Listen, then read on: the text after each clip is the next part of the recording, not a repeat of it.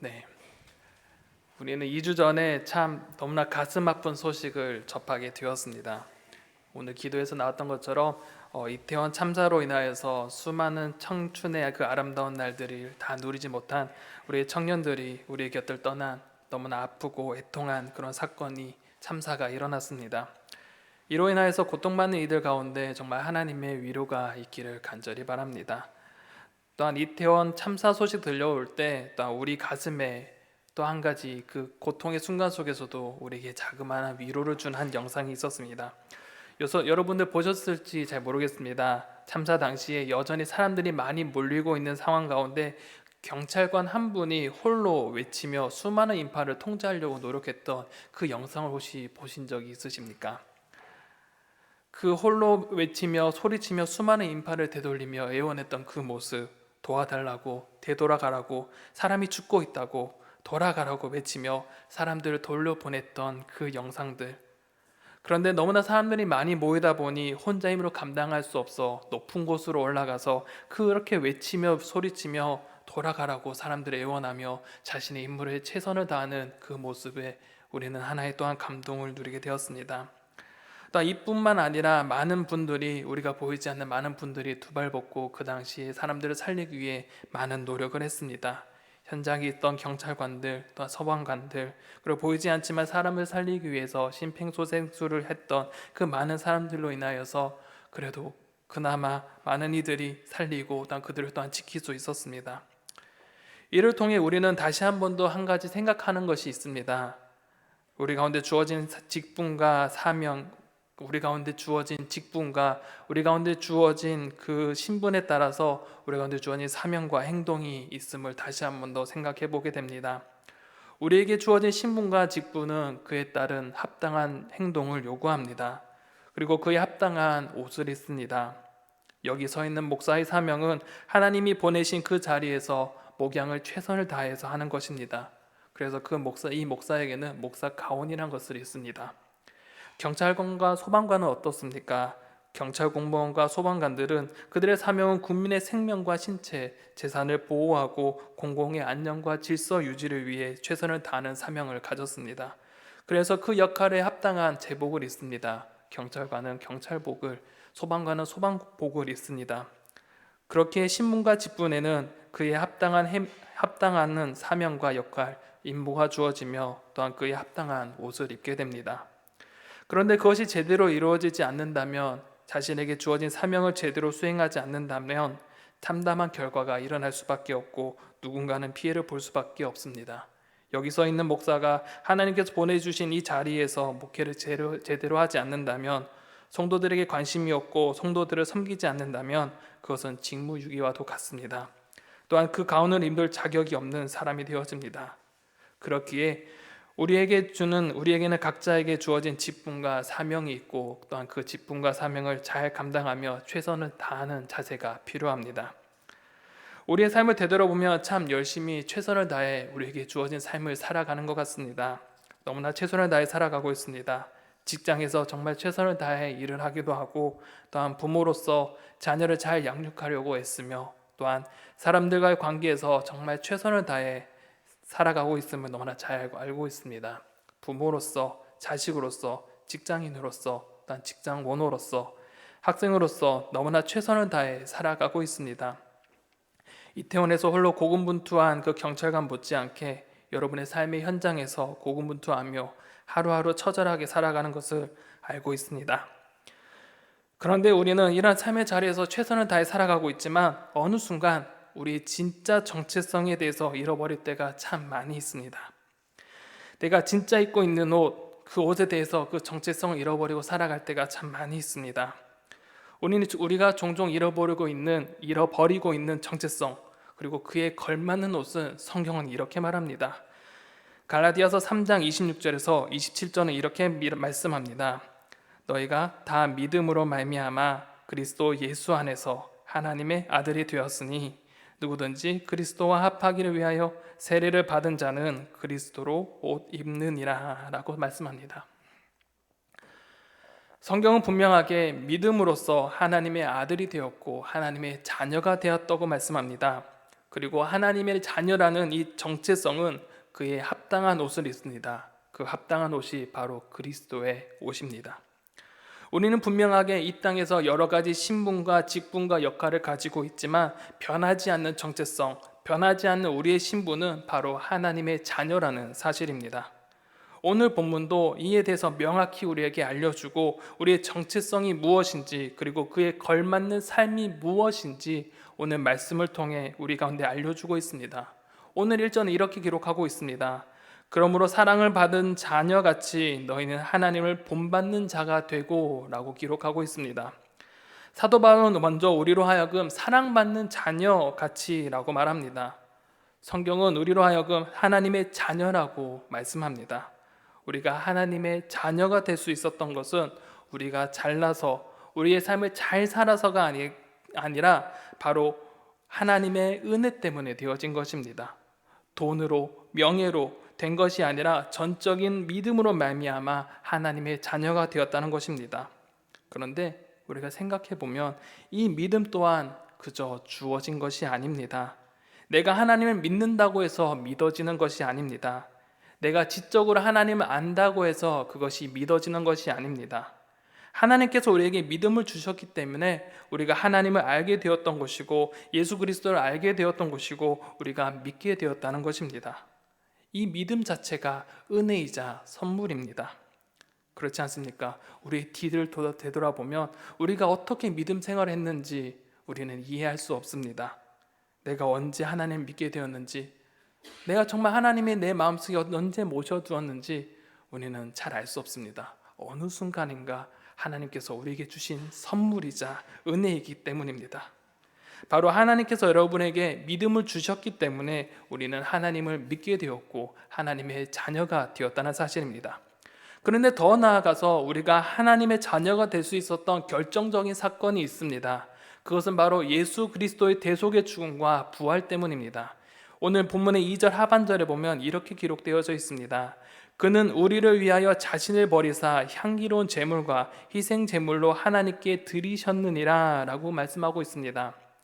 하나님께서 우리를 구원할 계획을 가지고 계셨는데 바로 독생자 예수를 우리에게 보내주셨습니다.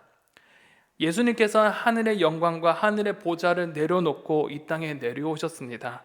자신의 모든 것을 포기하고 이 땅에 내려와서 수많은 고초를 당하셔야 했습니다. 예수님은 전능하신 분이시지만은 인간이 되셔야 했습니다. 영광과 존귀를 받으셔야 합당한 분이시지만 사람의 비방과 조롱을 받으셔야 했습니다. 죄가 없는 순결한 분이셨지만 우리로 인하여서 죄를 뒤집어 써야 했습니다. 죽을 수 없는 존재임에도 불구하고 우리로 인하여서 죽을 수밖에 없었습니다. 왜 그랬을까요? 바로 우리의 죄를 구원하시기 위해서입니다. 왜 그러셔야 했나요? 바로 우리를 사랑하셨기 때문에 예수님께서는 이 땅에 내려오신 것입니다. 인간 스스로가 자초하여서 죽음에 묶이고 이 땅의 고통과 고난의 문제에 얽며 살아갔습니다. 하나님은 이 사랑하는 자녀가 이러한 고통의 문제, 아픔의 문제, 죽음의 문제, 고난의 문제에 얽매여 살아가는 것을 더 이상 보고 있지 못하셨기 때문에 하나님께서는 예수 그리스도를 이 땅에 보내실 수밖에 없으셨습니다. 사랑하기 때문에 고통받는 우리의 인간이 자녀가 너무나 고통스러운 것을 아셨기에 내 사랑하는 자녀 독생자 예수님을 이 땅에 내려보내주셨습니다. 그로 인하여서 예수 그리스도는 우리의 죄를 짊어지시고 그 고통의 문제를 짊어지심으로 인하여서 우리에게 참된 자유를 허락해 주셨습니다. 사랑하니까 모든 것을 내어주셨습니다. 그렇기에 성경은 분명하게 말씀합니다. 하나님이 세상을 이처럼 사랑하사 독생자를 주셨으니 이는 그를 믿는 자마다 멸망하지 않고 영생을 얻게 하려 하심이라 라고 말씀하십니다. 하나님께서 우리를 너무나 사랑하셨기에 우리가 잃어버린 그 정체성을 회복시키고자 하셨습니다. 우리의 본 모습은 하나님의 형상대로 지음받은 사람이었습니다. 하나님께서 사람을 하나님의 형상대로 창조하시고 생기를 불어넣어서 생명이 되게 하심으로써 하나님과 함께 교제하며 하나님과 연합하며 살게 하셨습니다. 그러나 죄로 인하여서 그 모습은 어그러졌습니다. 하나님 우리를 여전히 사랑하셔서 예수 그리스도를 통해서 우리를 회복시켜 주셨고 하나님의 자녀로 삼아 주셨고 다시 하나님과 연합하게 하셨던 것입니다. 그리하여 우리는 세상의 영향력 아래 있지 아니하고 바로 하나님의 영향력 아래에 놓이게 되었습니다. 하나님의 자녀로서 하나님의 말씀에 따라 살아가며 하나님 나라에서 하나님 나라 백성으로 그 말씀의 영향력 아래 살아가게 하셨습니다. 하나님의 자녀로서 우리를 살아가게 하셨습니다. 이 모든 것이 있게 한 것이 바로 하나님의 사랑입니다. 하나님께서 우리를 먼저 사랑하셨고 하나님께서 우리를 끝까지 사랑하셨기에 예수 그리스도를 이 땅에 보내주셨고 또한 우리에게 믿음을 허락해 주셨습니다. 하나님의 사랑으로 하나님의 자녀가 된 우리로 하여금 우리가 어떻게 살아야 할지 오늘 본문은 우리에게 제시해 주고 있습니다. 오늘 1절을 다시 한번 보겠습니다. 오늘 1절은 다 이렇게 기록합니다. 그러므로 사랑을 받은 자녀같이 너희는 하나님을 본받는 자가 되고 라고 말씀합니다. 성경은 분명하게 말씀합니다. 하나님을 본받는 자, 즉 하나님의 성품과 행위를 본받고 하나님을 닮아가는 자라 되라고 말씀합니다. 하나님께서 행동하시는 것, 그것을 하나하나 닮아가는 것, 그분이 하시는 것을 따라가는 것, 그러한 삶을 살라고 말씀합니다. 이 부분에 있어서 NLT 성경이 아주 재미있는 단어를 사용합니다. 이 NLT 성경에 보면 이 imitated God이라고 적혀져 있습니다. 이 imitate, 우리는 보통 imitate, imitation이라고 말하면 우리는 흔히 짝퉁 혹은 모조품이라고 인식합니다. 명품을 따라 모방하는 그 모조품처럼 비록 우리는 하나님처럼 될 수는 없지만 하나님을 모방하며 하나님의 성품을 따라 하나님의 말씀하신 그것을 따라가는 삶을 살라고 오늘 성경을 우리 가운데 말씀하고 있는 것입니다. 마치 어린 자녀가 아빠, 엄마의 모습을 보고 따라하고 모방하는 것과 동일합니다. 제 딸이 어렸을 때 말을 처음 배우기 시작할 때 아빠의 말을 따라합니다. 아빠 하면 어떻게든 아빠라는 단어를 하려고 하고 엄마라고 하면 엄마라는 단어를 해보려고 노력합니다. 그리고 아빠가 하는 것, 엄마가 하는 것 그대로 따라하려고 합니다. 아빠가 옆에서 요리를 하고 있으면 딸도 옆에서 요리를 하려고 나도 칼 달라고 합니다. 그것처럼 아빠의 모습, 엄마의 모습을 따라하려고 합니다. 그렇게 자녀의 모습을 보면 바로 부모의 거울이라고 말하는 것이 바로 자녀든 부모를 따라하고 모방하기 때문입니다. 그것처럼 우리가 하나님의 모습을 모방하면서 하나님의 속성을 닮아가라고 오늘 성경은 우리에게 말씀하고 있습니다. 그런데 왜 우리가 하나님을 본받고 그렇게 해야 되겠습니까? 바로 이 성경에서는 우리는 사랑을 받은 자녀라고 기록하고 있기 때문입니다. 하나님께서 우리를 이미 사랑하셨기 때문에 우리는 바로 예수 그리스도를 닮아가며 하나님 본받는 삶을 살아야 합니다. 그 사랑의 표현이 누구입니까? 바로 예수 그리스도입니다. 예수님께서 우리를 위하여 죽으심으로 말미암아 하나님께서는 우리에 대한 자기의 사랑을 확증했다고 로마서에서는 기록하고 있습니다. 그렇기에 2절은 분명하게 이야기합니다. 그리스도께서 너희를 사랑하신 것 같이 너희도 사랑 가운데 행하라 라고 말씀합니다. 우리의 변하지 않는 정체성이 무엇입니까? 바로 하나님의 자녀입니다. 그것도 그냥 자녀가 아닙니다. 그저 버려진 자녀, 방임되어진 자녀가 아니라 바로 사랑받는 자녀라는 사실입니다. 그렇기에 우리는 하나님께서 우리를 사랑하신 것 같이 우리 또한 사랑하며 하나님을 닮아가야 합니다. 그런데 세상을 살다 보면 우리 이러한 정체성을 잃어버리고 살 때가 참 많이 있는 것 같습니다. 세상이 이런 삶을 살지 못하러 끊임없이 우리를 유혹합니다. 오늘 말씀 또한 그 세상의 유혹에 대해서 몇 가지 이야기합니다. 첫 번째 유혹은 무엇일까요? 바로 너 마음대로 살아가라고 세상은 유혹합니다. 세상은 내가 가진 욕구와 내가 가진 욕망들을 그대로 이루면서 살아가는 것이 좋다고 이야기합니다. 내 마음대로 해, 내 뜻대로 해, 네가 하고 싶은 거 다 해라고 이야기합니다. 그런데 그 속에 숨겨져 있는 것이 무엇입니까? 바로 욕망과 탐욕과 정욕입니다. 세상은 욕구에 충실한 삶을 살라고 강조합니다. 그런데 성경은 그러한 삶을 배격하라고, 그런 삶을 살면 안 된다고 말씀합니다. 오늘 말씀 3절과 5절은 이렇게 기록합니다. 음행과 온갖 더러움과 탐욕은 너희 중에서 그 이름조차도 부르지 말라. 이는 성도에게 마땅한 바니라. 너희도 종종 이것을 알거니와 음행하는 자나 더러운 자나 탐하는 자 곧 우상 숭배자는 다 그리스도와 하나님의 나라에서 기업을 얻지 못하리니 라고 말씀합니다. 여기에 눈에 띄는 단어 3가지가 있습니다. 바로 음행, 온갖 더러운 것, 탐욕입니다. 음행이 무엇입니까? 음행이라 하면 이 성경에서는 보통 결혼 관계 밖에서 이루어지는 모든 종류의 성적 활동을 뜻합니다. 온갖 더러움은 이 음행과 연관된 것으로 부정한 생각과 정욕을 뜻합니다. 탐욕은 주어진 것 이상으로 더 소유하려고 하거나 더 누기를 원하고 만족하지 못하는 그런 잘못된 욕구를 뜻합니다. 이 3가지는 다른 것 같지만 실제적으로 한 가지로 연결되어집니다. 바로 인간이 가지는 부정적인 욕구와 욕망과 연결되어져 있는데 그 결정체가 무엇이냐? 바로 신정 숭배와 우상 숭배입니다. 당시 오늘 말씀의 배경이 되는 이 에베소를 한번 잠시 떠올려 봤으면 좋겠습니다. 에베소에는 참 많은 신전들이 있었습니다. 여러 신들이 있었는데 그 중에 제일 중심에 있는 신이 바로 성경에서는 아데미 신전이라고 여기 말합니다. 이 아데미란 신은 바로 이 다산을 상징하는 이 여신입니다. 많은 사람들은 이 아데미와 함께 수많은 신들을 섬기면서 숭배합니다. 그들 가운데 있는 다산에 대한 욕구, 풍요의 욕구를 가지고 그들 가운데 나아가 절하며 숭배하면서 그들 앞에 나아갑니다. 자신 속에 있는 그 탐욕적인 그 욕구를 채우기 위해 그 신전 앞으로 나아갑니다. 그런데 거기에서 그치지 않습니다. 사람 내면 속에 있는 그런 성적 욕구와 쾌락들을 그곳에서 누릴 수 있습니다. 그곳에 가며 수많은 신들을 수행함과 동시에 자신의 쾌락적 욕구를 채울 수 있는 신녀가 있었고 성적 쾌락을 누릴 수 있는 장소가 되어졌습니다. 삶의 중심이 인간의 탐욕과 음란이 자리 잡았고 그들의 다양한 신과 연합함으로 인하여서 우상을 따라 살아갔던 그들의 모습입니다.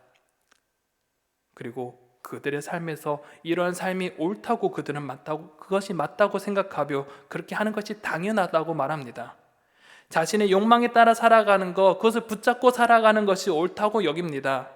자신의 욕구와 욕망에 사로잡혀 가는 것, 세상의 쾌락을 누리며 살아가는 것이 좋다고 여겨집니다. 그래서 사람들은 탐욕과 쾌락과 온갖 더러움과 탐욕을 붙잡고 살아갑니다. 하지만 하나님의 자녀는 이러한 삶과 전혀 다른 삶입니다. 하나님의 자녀는 세상의 탐욕과 욕망과 정욕을 따르는 삶이 아닙니다. 하나님의 자녀는 하나님의 그 삶의 중심에 모시고 사는 사람입니다.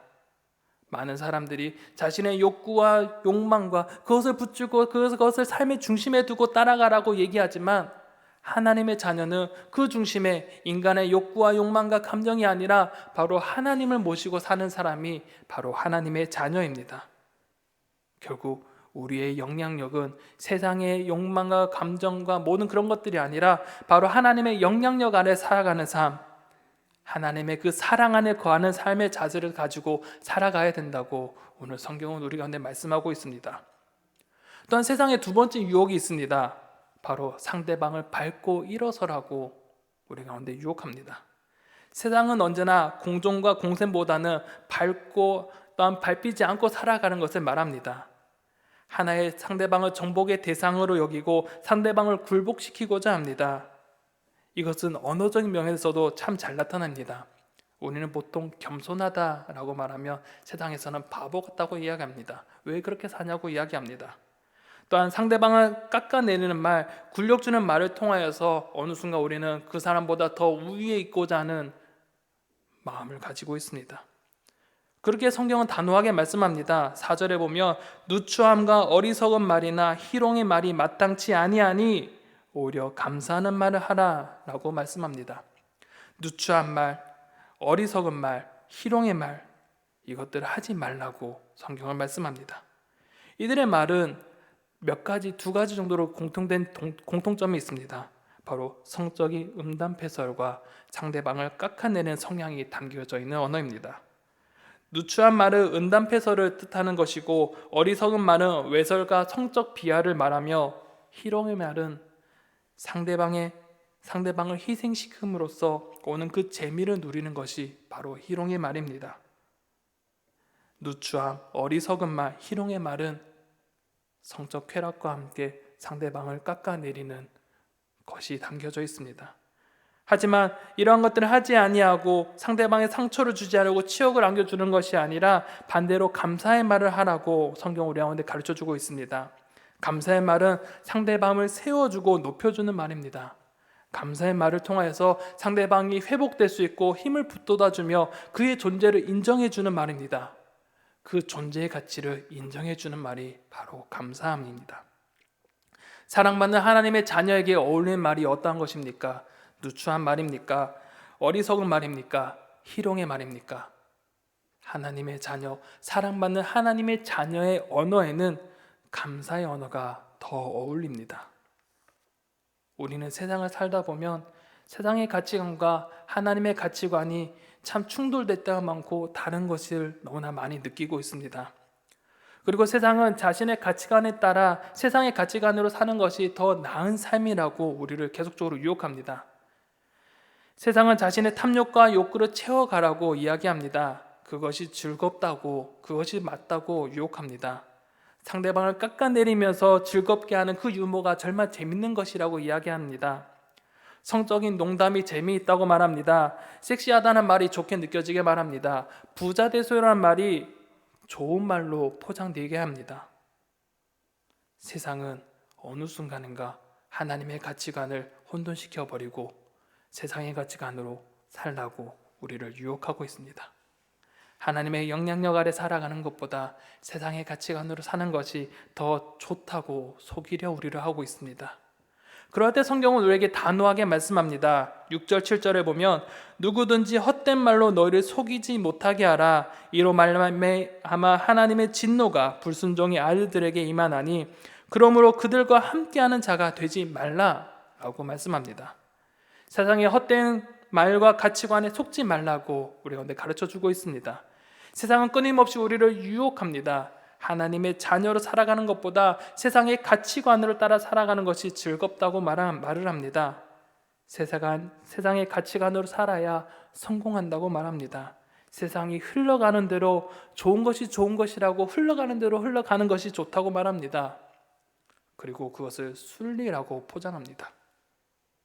마치 에덴 동산에서 뱀이 하와에게 유혹하듯이 세상은 우리의 정체성을 잊어버리게 하고 망각하고 유혹하고 우리를 쓰러뜨리려고 우리 가운데 속이려 다가옵니다. 그러할 때 우리는 어떻게 해야 됩니까? 우리는 우리의 정체성이 무엇이며 그에 합당한 행동이 무엇인지 우리는 늘 기억해야 합니다. 우리가 누구입니까? 우리는 하나님의 자녀입니다. 하나님께서 우리를 사랑하셔서 우리를 하나님의 자녀로 삼아주셨습니다. 하나님의 사랑을 배신한 우리를 다시 그 하나님의 사랑으로 품어주셨습니다. 우리를 사랑하신 그 사랑을 늘 기억하며 우리의 삶이 하나님의 그 사랑 안에 거하며 살기를 원하십니다.